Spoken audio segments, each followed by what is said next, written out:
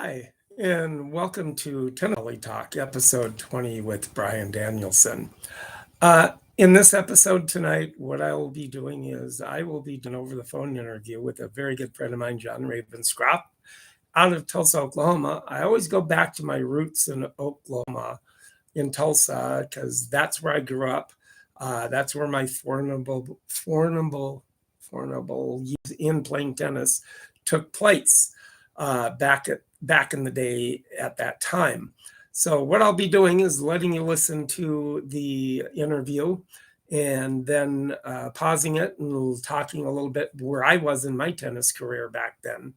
And then, of course, for you YouTubers, you'll see this. And for you podcasters, later on, I will be showing a racket of the day.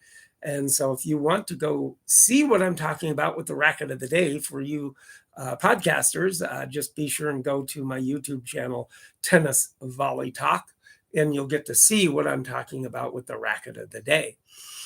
So without any further any ado here, what I'll do is I'll let you listen to the phone interview and then be pausing it and telling you where my tennis career was at that time. And welcome back to Tennis Volley Talk with Brian Danielson. Tonight, what I'm going to be doing is doing an over-the-phone interview with a very good tennis friend of mine back in Tulsa, Oklahoma, that I've known for over 40 years. Me and him had battles over the years when I was younger and going through high school, and that's where he finally met me, is high school. And John Ravenscroft, and thank you for being on the show here, John. And so you're formidable. You're actually, did you move to Tulsa? Are you a Tulsa guy, or moved to Tulsa through your career? And you know, with that realm of everything? Well, I was born in Tulsa. Okay. And of course, I was in the military for 3.5 years. Mm-hmm. And came back to Tulsa.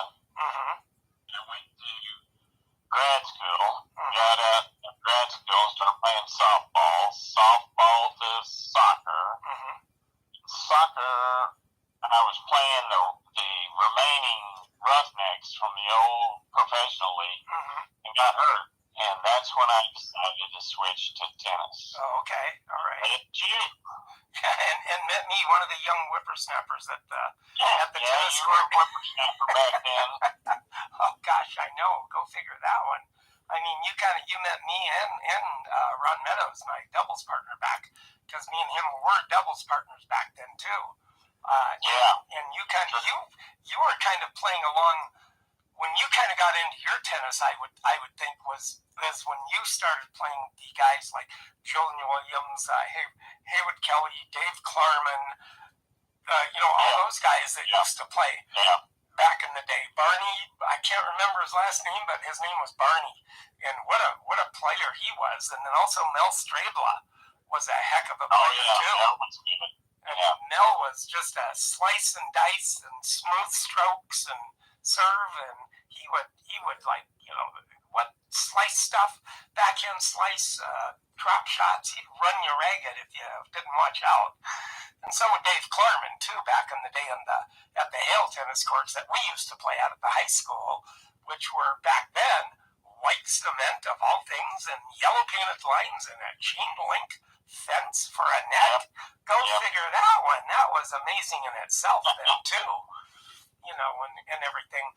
And then, of course, did you ever get into any tournaments that they had over at La Fortune at the time, whenever they were running the summer tournaments back in the early 70s? Yeah, I used to play them. I even played at tournaments in Sand Springs, played some in Sapulpa, and a couple of other small cities. I'm trying to think of the name. Blackwell. Okay. And those don't exist anymore. Oh, they don't? Most of the tournaments Yeah, with those tournaments, they don't exist anymore. Back then, because tennis, when we when I was playing John and John, now John was a very formidable player too. He had a very good ground stroke, very good forehand, backhand, good slice at the time. But his serve was his best weapon at the time because then he'd angle the serve and everything like that. But yeah, back in the day, they had tournaments at the local La Fortune Tennis Center. Um, and then they would have smaller tournaments all over in the smaller cities. But nowadays, because of tennis kind of falling off when it did in the late 70s, early 80s and stuff, it just kind of started falling off. And that's why they just didn't have any more of those tournaments in the smaller cities. But they still do have tournaments at La Fortune nowadays at this particular time. Today are at La Fortune. Yeah, and really actually La Fortune, because all of the tennis courts that we used to play at have gone to disarray, have gone to very disarray and worn off the paint and everything. Hale courts are just terrible now. Only thing that's good is the backboard, and that's it at Hale. And that's the only thing that's good at Hale right now with that. And then there was other two courts that we used to play at that was over by what used to be a department store called Early's back then in the day. And just right off of 35th and Memorial or something like that. And those were two courts, and those are all smoked, decrepit nowadays too. When I was there last time, I was driving around looking at the courts I used to play at, and I'm just like, oh my gosh, go figure that. But you remember back in the day, and the tournaments back then were so big that you ended up having to go to Tracy Park to even play. Off 11th and Peoria. Yeah. And you'd have to play. Now, I think I told you, I play with an international Asian group. Okay. At 21st and Garnett. Did you ever play on those two courts? I did last time I was there, yeah. They keep those courts in top shape. Oh, yeah. Oh, they were good courts. Yeah, they come out, they patch stuff.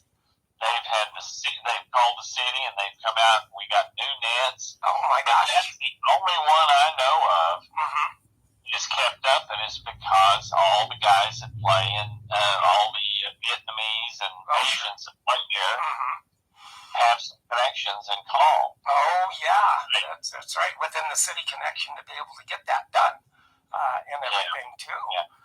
Which is really, really good. I had the opportunity to play with them. I went up there, was going to play you, and you were running late, but that's okay. That you're fashionably late anyway sometimes. But I came walking up there and was standing there watching, and they just kind of said, "Hey, you want to come on in? Let's hit," and I said, "Okay." So I was hitting with them even before you came there. So they're a bunch of nice guys, nicest guys you can even meet and be on the tennis court with. Oh, yeah. And just so amazing how it transcends with tennis and what a camaraderie sport it is.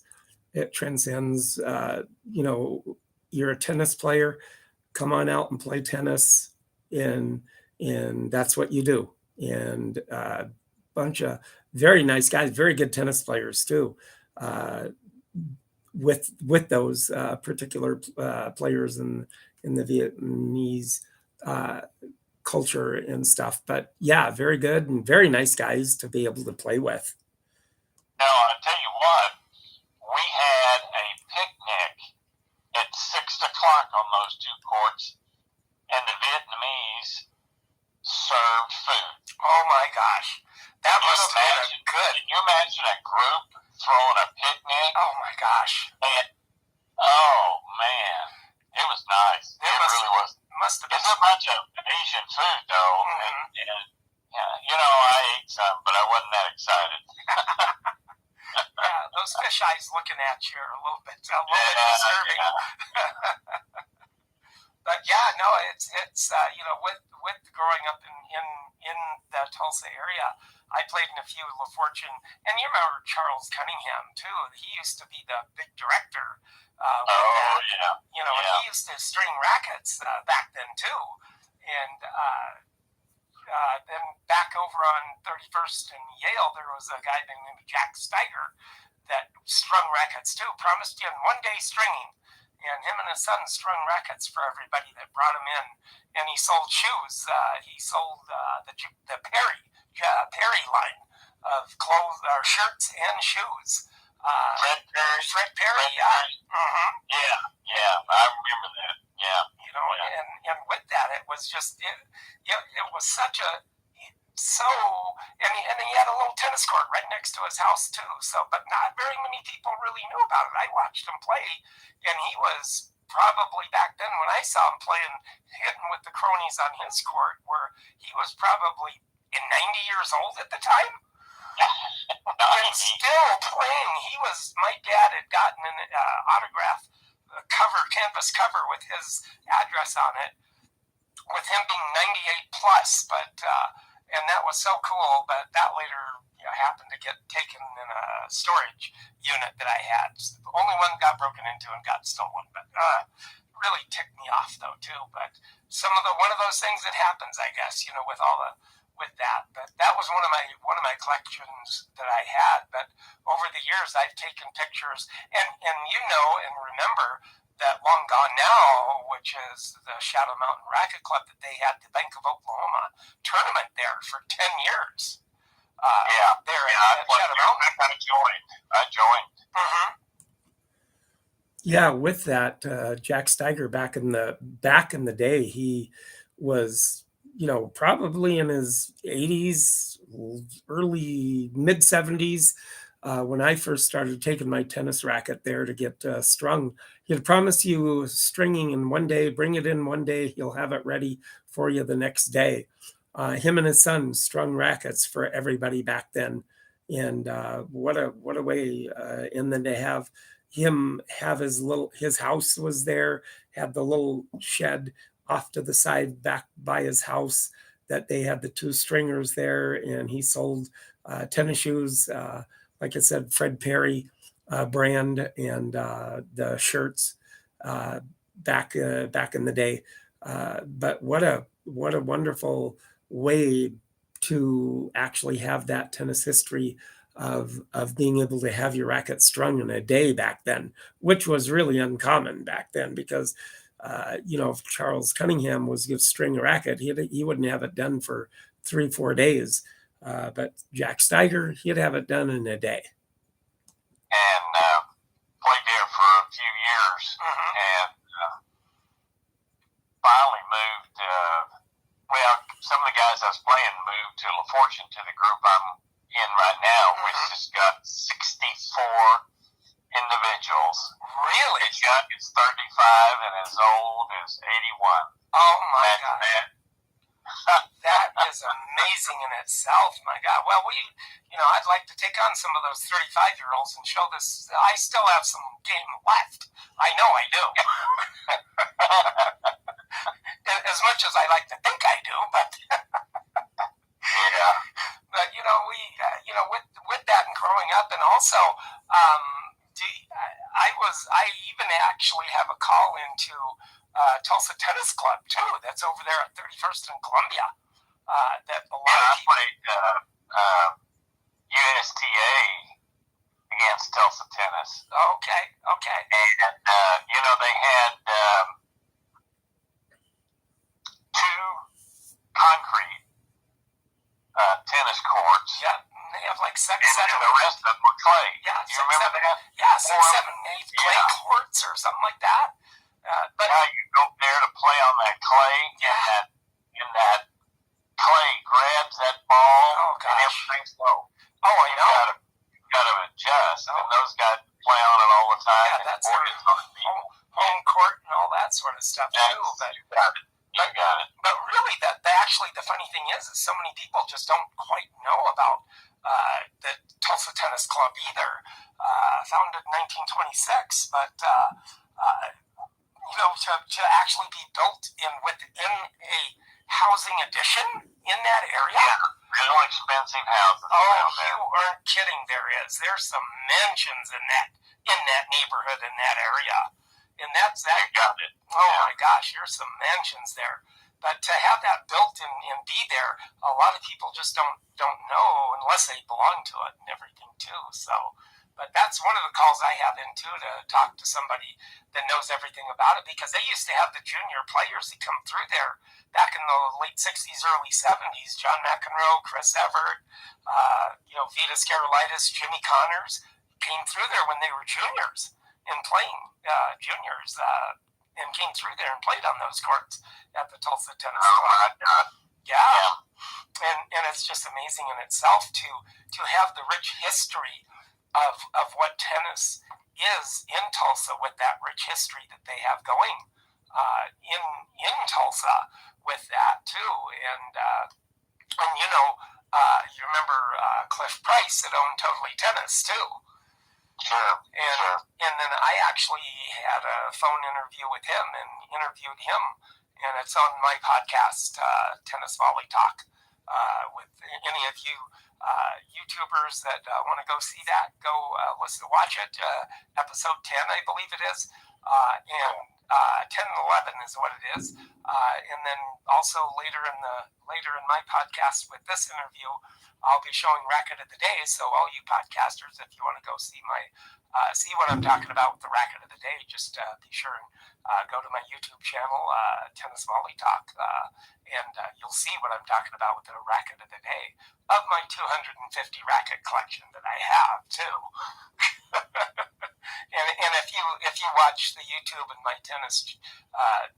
my YouTube channel, you'll see a portion of my rackets in the background when you watch that too. So, with that, Tulsa has just such a history of tennis within Tulsa itself, and how the humble beginnings with LaFortune and being the big and yeah, they still have the big tournaments too, but I don't think they're as big as what they used to be back in the tennis craze. No. Back Tennis then. is not, when you and I were playing, it was big, but and of course, COVID hurt. Mm-hmm. Oh yeah. That shut us down for a while, but they've got 16 courts now at LaFortune, 3 indoor, and they passed. They got approval to build 3 more indoor courts. So they're going to have 6 indoor courts. Oh, that'll be good. And they're going to add some outside courts. So that'll be really good. It's really moving along. Oh, it is. And the nice thing is with LaFortune, they've done it so good, is that is how they do the little fencing in between the 2 courts, that you can walk out into the little fencing area and watch 2 matches going on, and you're still behind the fence, but it's still not bothering the players, because it's kind of at a V angle that you can watch the 2 matches being played and everything too. And that's kind of a neat thing that they've done with that too, and everything. But with that, it's just so wonderful to be able to know that how I grew up in playing with you guys, you old guys, you youngsters at the time. Yeah, go ahead and call me old. Yeah, go ahead, I dare you. Last time you came down here and played with me, last year when you came down here, who carried our team? Well, me and you as a team. Well, yeah, you who carried us? Well, Who carried us? yeah, you hit some good shots too. So. Okay.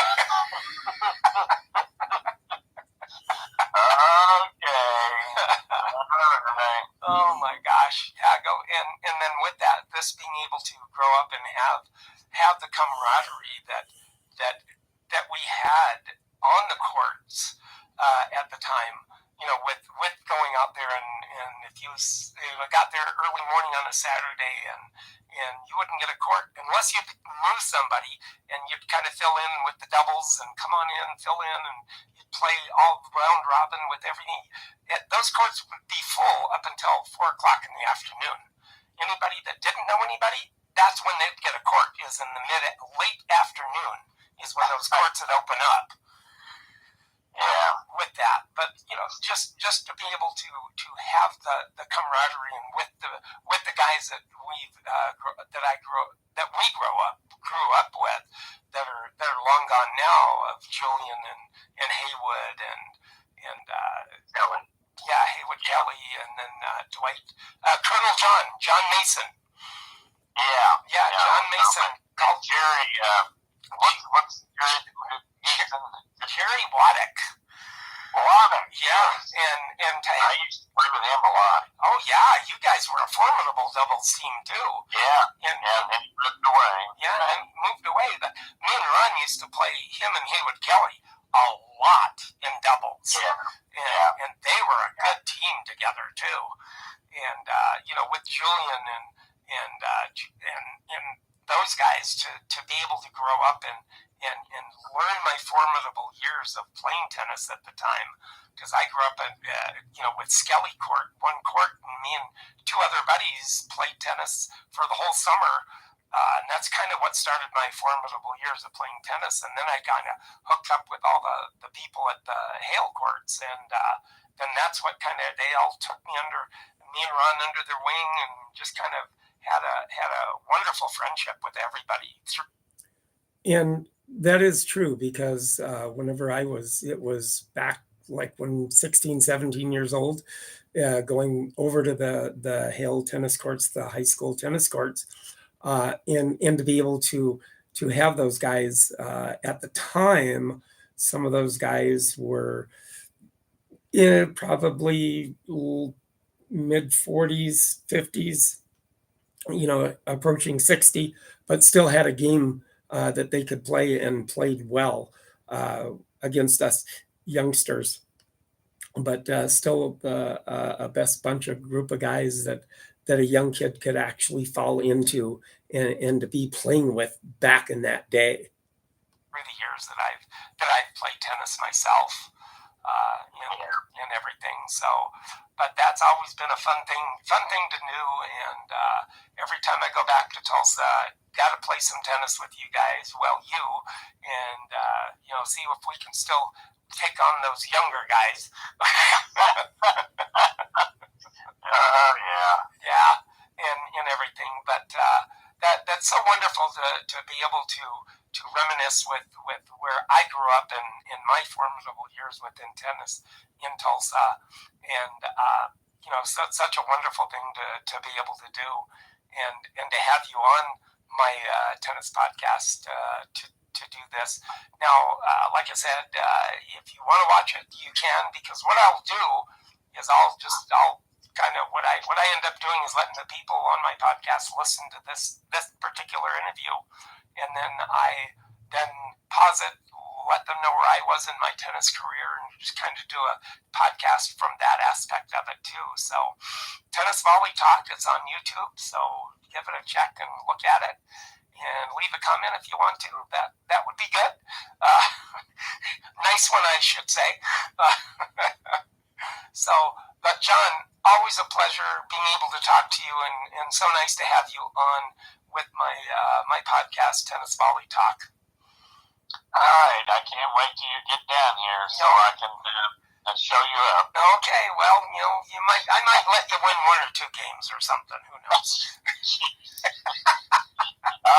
All right. Well, thank you so much, John. You have a good night. You bet. Bye-bye. Bye. Thank you for joining Tennis Volley Talk.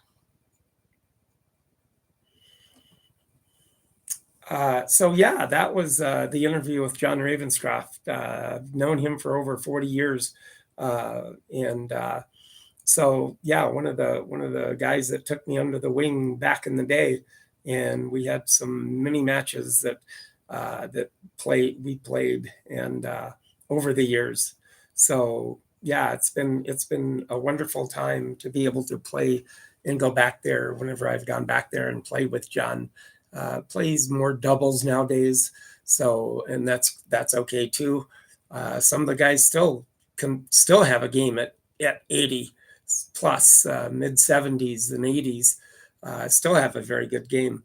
But that's, you YouTubers, like I said, you're going to be able to watch this particular podcast, episode 20. And then also coming up here for you podcasters, the racket of the day. So if you want to see what I'm talking about for you podcasters, then go to my YouTube channel, Tennis Volley Talk also. But with today's racket is going to be a Wilson racket, and it's actually a Tony Trabert autograph racket by Wilson, and it's endorsed by Tony Trabert for championship play. So this racket's probably was in around about the, I would say probably early 40s to mid to late 50s, in that area, maybe 60, back in the day of what it is, a very, endorsed by Tony Trabert, one of a tennis pro in his own right. He was played from 1948 to 1963, was born in 1930, and passed away at age 90 in 2021. He had 56 career titles in his playing days. He actually retired back in 71, but enjoyed a 33-year career after that in being a tennis analyst and a golf analyst too. So this is the racket, a Tony Trabert special, back from the early 40s to probably in the 60s is when they made this, and he endorsed it of when he finally quit tennis in 71. He had 2 French Open titles in 54 and 55, 2 U.S. Open single championships in 53 and 55 when I was born. So he was winning championships when I was born. And then 1 Wimbledon singles in 1955. He had a record 106 match wins and 18 titles in 1955, and remains one of the greatest single seasons in tennis history with Tony Trabert. So he was a very good player in his own right, and very, very good player in his own right. So with that, please subscribe to my YouTube channel, you YouTubers. And if you podcasters, you want to see what I'm talking about with the racket of the day, go to my YouTube channel and subscribe. Leave a comment. Anybody, leave a comment and let me know what you want to hear more. And we'll take it from there. And then everybody, please keep on playing and enjoy the tennis out there, because it's getting nice out most every place, people that are playing outside nowadays. So enjoy, and thank you for watching and listening to my podcast today.